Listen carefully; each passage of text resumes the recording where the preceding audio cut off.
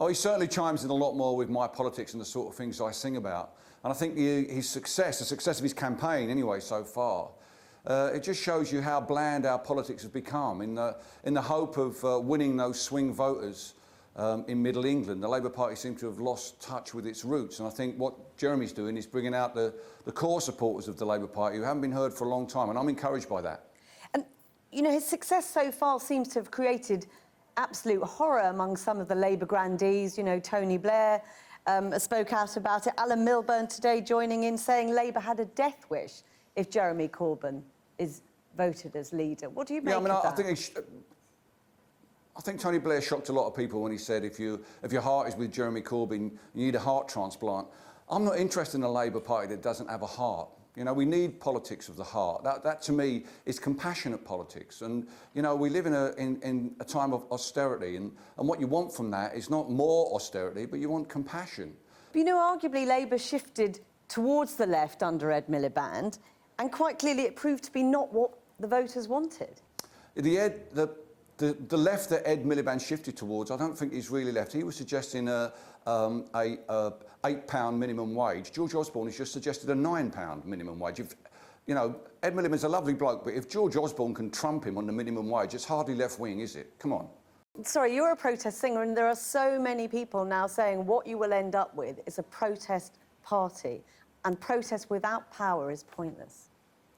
Well, you know, you could have said that the same as that about UKIP, but the mainstream media didn't say UKIP were a protest party. They said they would speak, you know, Nigel Farage speaks for the people of Britain who haven't been heard yet, you know, all that rubbish. You know, the point is that people don't want what they were offered at the last election, austerity or austerity light.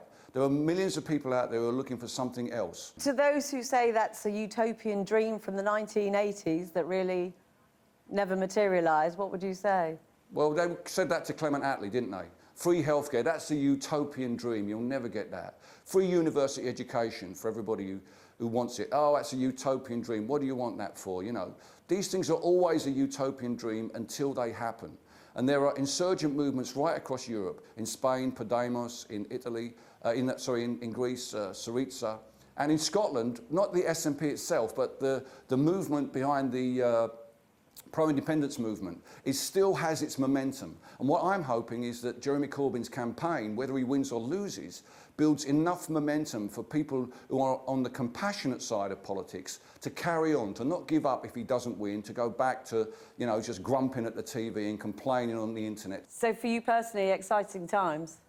These are exciting times. I don't think anybody who's paid any attention to what's been going on in Scotland in the last 12 months can't think that we live in exciting times. We live in very exciting times, and I think that's why the mainstream political Westminster media are spooked. Jeremy Corbyn, despite the fact he's been an MP since 1983, is fast becoming the anti-Westminster candidate, and there's a lot of people out there who'd like to give, you know, the Westminster establishment, as they perceive it, a real shock, and I think Corbyn might be the vehicle for that. Billy Bragg, thanks very much for joining us. Thank you.